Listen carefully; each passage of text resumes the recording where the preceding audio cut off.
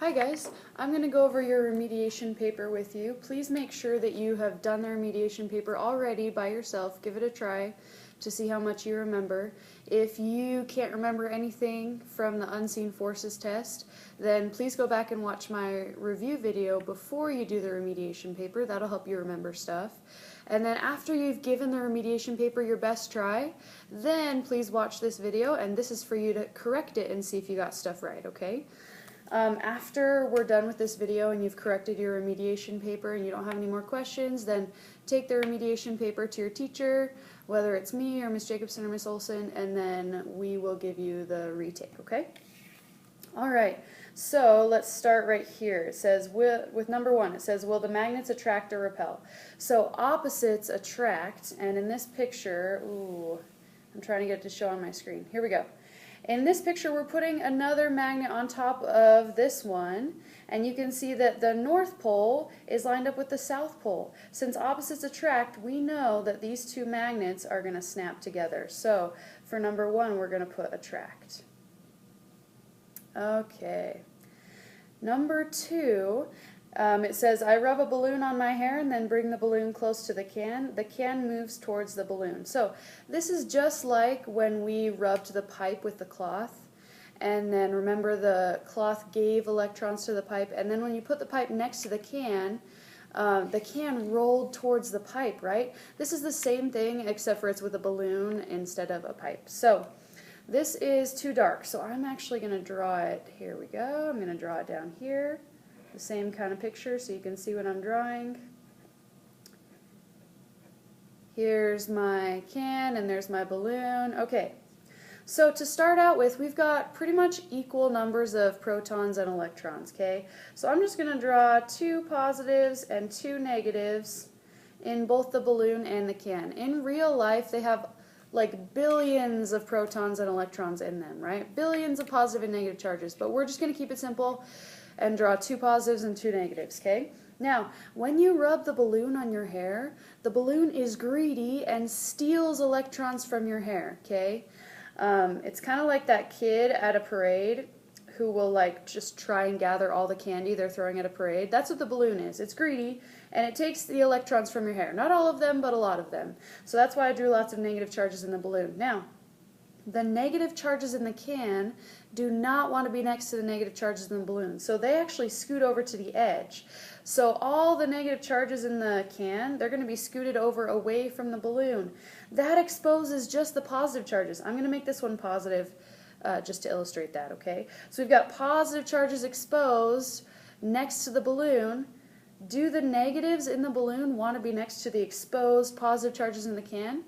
Absolutely, because opposites attract, right? So I'm going to draw an arrow showing that the can rolls towards the balloon, and I'm going to write the word attract, okay? On our paper it says add positive and negative charges, done that. Draw an arrow showing the direction of the force, I did that. And write the word attract or repel. In this case, it's attracting. So that's how you would do a charge diagram like that, okay? Next, number 3, let me get this aligned on my projector. There we go. Number 3 says, what is induced in a wire because of a changing magnetic field? You can't see it because it's behind my head, I think. But induced means to create or to cause. So what is created or caused in a wire because of a changing magnetic field? And that would be electricity. Because if you spin a magnet or move a magnet next to a wire, it makes the electrons in the wire start moving, and that's how you generate electricity. So magnetism induces electricity, electricity induces magnetism. Number 4, what is induced? Remember, induced means caused or created. What is caused by electricity in a coil? Well, electricity actually causes a magnetic field. So I'm going to write magnetic field here. Because when you have electricity running through a wire, a magnetic field actually forms around that wire. So electricity causes magnetism, and magnetism causes electricity. Okay, let's look at number 5. Which 3 forces have fields? Whoops, this is hard to do backwards. I hope this doesn't show up backwards for you. Okay, so which 3 forces have fields? Magnetism, magnetic fields. Electricity, electric fields, and gravity. Gravitational fields, which is what we're going to learn about next. Those three forces have invisible fields. Okay, number 6. Let me get this aligned for you. Okay, the force at the center of a field is blank than the force at the outside of the field. So the closer you are, the stronger it is. So at the center of the field, the force is going to be stronger. It would be like if I held a magnet like really close to my fridge and then I dropped it, it's probably going to get attracted, right? But if I hold the magnet like 2 feet away from the fridge and then I drop it, it's just going to fall to the floor. It's not going to get attracted because the magnetic field gets weaker the farther away it is and stronger the closer it is, okay? So number 7 also talks about that. It says the force at the outside of a field is blank than the force at the center of the field. The outside of the field is going to be weaker because that means we're farther away from the center of the field. Okay, we're ready to go to the back. Let's see. Okay, on the back, at the top, it says, I am creating a generator by spinning a magnet by a wire coil. Remember, magnetism induces electricity. So if you're spinning a magnet next to a wire, you're going to cause electricity in that wire. I collected the following data about how changing the speed of the magnet affected the electricity produced by the generator. Here is their data. So when the magnet was slower, they produced less electricity. When the magnet was faster, they produced more electricity. That's what I'm seeing in this data. Okay, now it's going to have us make a line graph. Okay, pay close attention to this. It says include a title, axis labels, and an evenly spaced scale. It tells us exactly what our graph has to have. And it's going to ask you about that on the retake of the test. So make sure you know how to do this, okay? Let's start with axis labels. The independent variable, that's the thing that I change. The thing I change always goes on the x-axis. The x-axis is this horizontal one. Oh, you can't see that. Here we go. This horizontal one down here, that's where the independent variable goes, okay?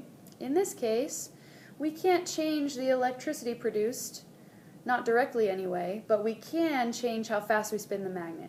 Once we spin the magnet a different amount, it's going to change the electricity. So the thing we're changing on purpose is the speed of the magnet, and then the thing we measure is the amount of electricity. So the thing we're changing on purpose, speed of the magnet, that's the independent variable, and that's what goes on the x-axis. So I'm going to put that down here. Magnet speed goes on my x-axis. Okay. The thing we measure, the dependent variable, that's what goes on the y-axis. We're going to measure the electricity produced. So I'm going to put that on my y-axis. The electricity produced, that's our dependent variable. That's what we're going to measure. Okay. Now that we have our axes labeled, let's look at our data again. Let's look at our data for x, speed of the magnet. We have 2, 4, 6, and 8. A really easy way to do this would be to go by 2s, or we could also go by 1s. I think I might do 1s because I don't want you to always copy the numbers from here. Sometimes people do that, and that's not always right. So don't just copy the numbers. Instead, think of a good scale, okay? So I'm going to go by 1s. Oops. 6, 7, 8. I don't have to go any higher than 8, okay? If you went by 2s, that's okay. Just know that you can't copy these numbers directly. You can't copy these numbers directly because they're not always evenly spaced, okay? So let's look at our Y data, electricity produced. We have 1, 4, 8, and 10. Smallest number is 1, biggest number is 10. Let's think of a good scale where we could fit from 1 to 10. I am going to do 1s again because I like going by 1s.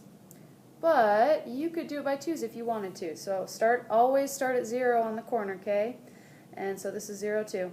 And then I'm going to go up by 1s. And I don't need to go any higher than 10. Whoops, I don't even have 10 spaces. So I'm going to draw another line at the top here. Oh well. Okay, hopefully you can see that. Next, we need a main title. For the main title, just do your 2 axis labels versus each other. So like magnet speed versus electricity produced. That would be a great main title. And I'm going to write that up here at the top. Magnet speed, oops, versus electricity produced. That's an easy way to make a main title, if you can even see that main title. Magnet speed versus electricity produced, okay? Now, the last thing we need to do is graph our data points. So, let's start with our first one. We've got speed of the magnet is 2, electricity is 1. So, I'm going to go,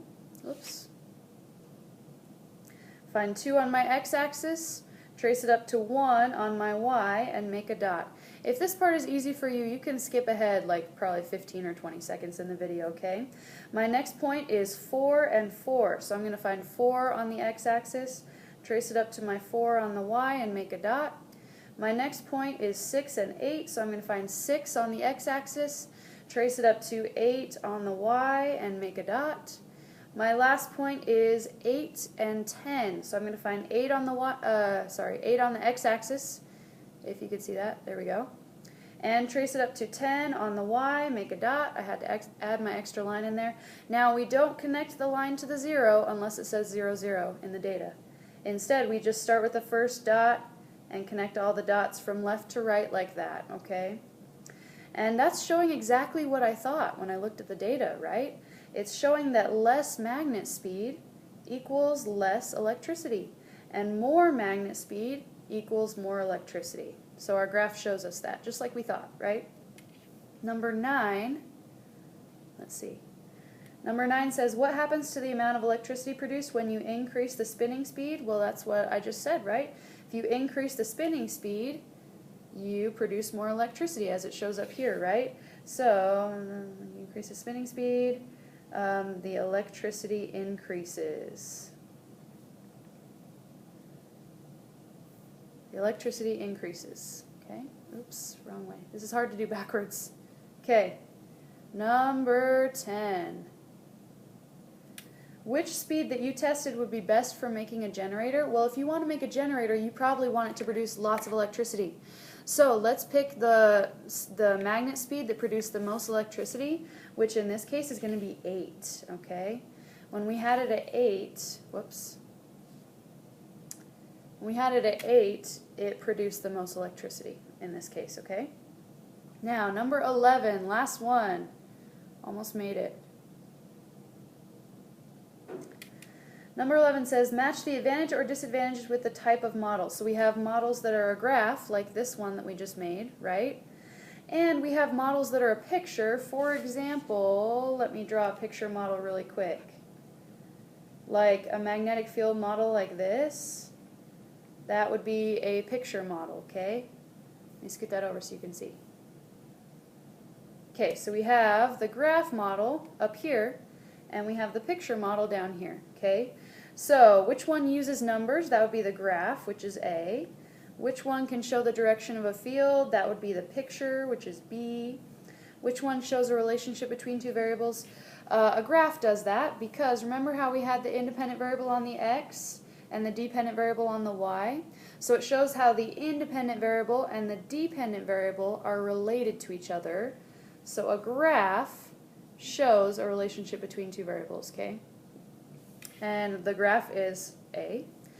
The picture does not show a relationship between two variables. Okay.